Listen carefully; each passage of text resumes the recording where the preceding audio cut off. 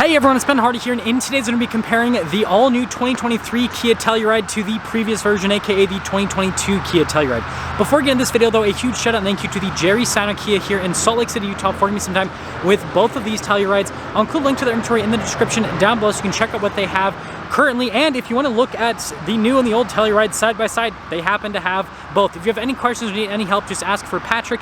And then on a side note, if you can save time and money the next time you purchase a car, link to my car buying guide in the description down below. Let's get into it.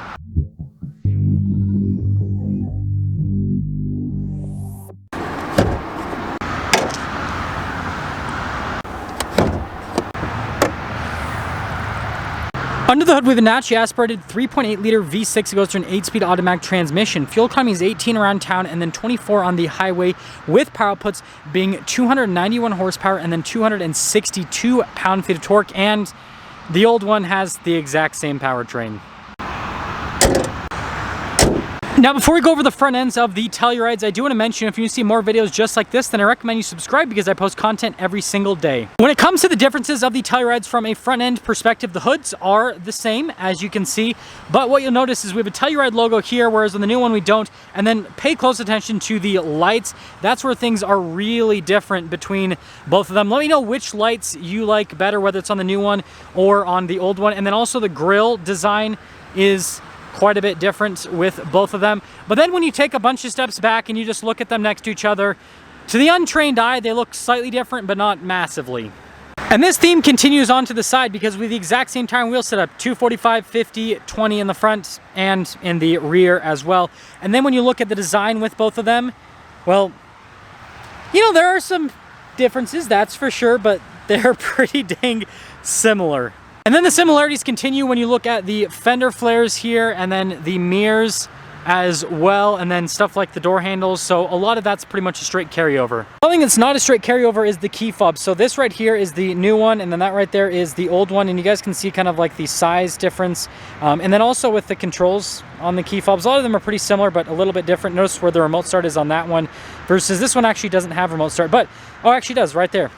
I'm an idiot, but what's cool about this new one, I did on the wrong side. Look at that, it illuminates. So key fobs are different. Well, I guess the exhaust being all smoky over on the old one shows you just how cold it is today. But anyways, popping over to the new one, you guys are gonna notice we've got decent storage space here behind the third row. And then you've got those controls to lower down the second row, and you got a 12 volt, and you have this strap to actually lower down the third row. It pulls in the headrest, and then you can put it back into place by just letting go of the strap. So pretty seamless system. And also, we do have a spare tire underneath. And I don't need to show you guys the back of the old one because it's the exact same. Now, something that is different is this control set here. So this is on the new one, and then here's what you have on the old one. And then finishing things up with the rest of the rear, most of it's gonna look exactly the same to those of you that are watching this video, but I can tell you that the taillights do look distinctly different, even though the overall kind of like shape and formatting is very similar. They do have their own distinctive look, and the new one definitely kind of just looks a little bit more modern. Other than that, it's all the same. Now, popping inside the old Telluride, this is where the differences really add up. So first off, we actually have a sunshade back here, but just pay close attention to kind of like the material use, the coloration, the formatting of everything, because there are some key differences, especially when you look at these seats here. I do like these white leather seats, by the way. All of our adjustments are on the side. A little storage pocket there. Got some cup holders here, 12 volt. Then we got our climate controls here at the top with some vents. And you can see the third row. And by the way, these both have captain chairs. And in terms of interior space, it's identical, so there's no difference with them. And then popping over to the new one, you're gonna notice again, there is a lot of carryover in terms of appearance with things between the old one and this new one. This color is pretty cool though, but look at the seats. I think that's one of the big differences, is just how these seats look. But then a lot of the functionality in the seats is the same. And then everything else I just showed you in the old one carries over to this new one, so we're not gonna waste your time. Now, popping back over to the older Telluride, here is, again, the front door panel. You can see all the controls and everything there. Yeah, I'm noticing a lot more carryover than changes. But actually popping in, sorry about that, my camera had a water droplet on the lens, and so I didn't want you guys to have to suffer through that. But We do have adaptive cruise control here, as you can see, and just kind of pay close attention to like how the controls and everything look there. A big change I'm noticing here is with the gauge cluster. This is like half analog, half screen with the gauge cluster, and then we have this completely separate infotainment system. Got the backup camera, and this actually is a 360 camera. That's pretty cool. It's got that bird's eye view too. So yeah, this is something to really pay attention to, is the infotainment system. You got the passenger talk and all that. And then down below with all of our climate controls and everything, and then here for the heated and cooled seats for the front passengers. There we go. Got a wireless phone charging pad. And you got the shifter here for the 8-speed automatic. Yeah, I'm noticing more carryover than changes actually so far. And then you got the glove box. Oh, here's the original window sticker. Let's see how much this one costs, so I can compare it to the other one. So this one's $48,885. This is an SX V6 all-wheel drive. The Nightfall package. So I guess this one's technically more loaded up than the other one, which I'll worry about that later. And then you do got a sunroof here at the top. Then the controls for it. And then popping over to the new one. Again, look at all of the stuff that's carried over here with the new one.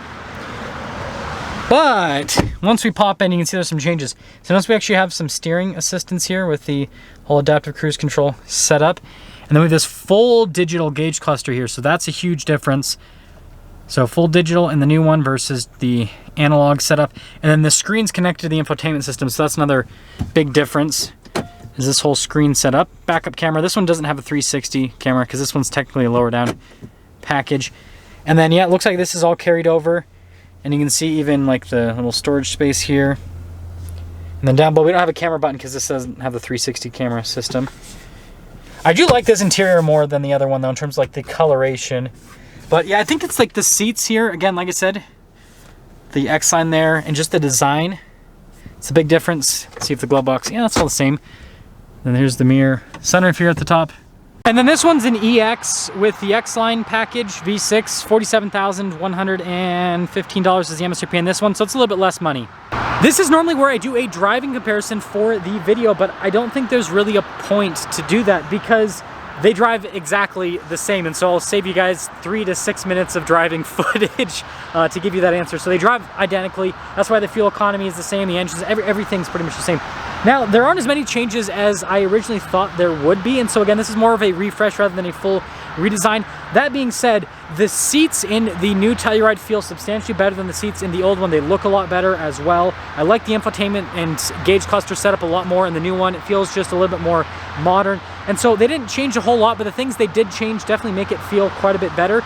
But at the same time, instead of calling this an all-new Telluride, they could have just, yeah, they could have done something else. So they kind of like oversold the changes with this. And so I guess that, you know, if you currently own a Telluride, there's not necessarily like a huge rush to jump into the new one because, again, the changes aren't that drastic. But at the same time, the pricing hasn't really changed all that much either. And so you basically get all the benefits of what this new one has, and you're not really paying any extra money for it. So I think it's a great value. And so I guess if you don't mind just trading, then I would trade, and you basically just get a slightly better vehicle and you're not really paying any extra money. So I do think overall the new Telluride definitely does win, but again, it doesn't change as much as we thought. Also, that's going to sum things up for our comparison. Again, a huge shout out and thank you to the Jerry Signer Kia here in Salt Lake City, Utah for giving me some time with both of these Tellurides. Check out the inventory in the description down below. As for Patrick, if you have any questions, I'll see ya.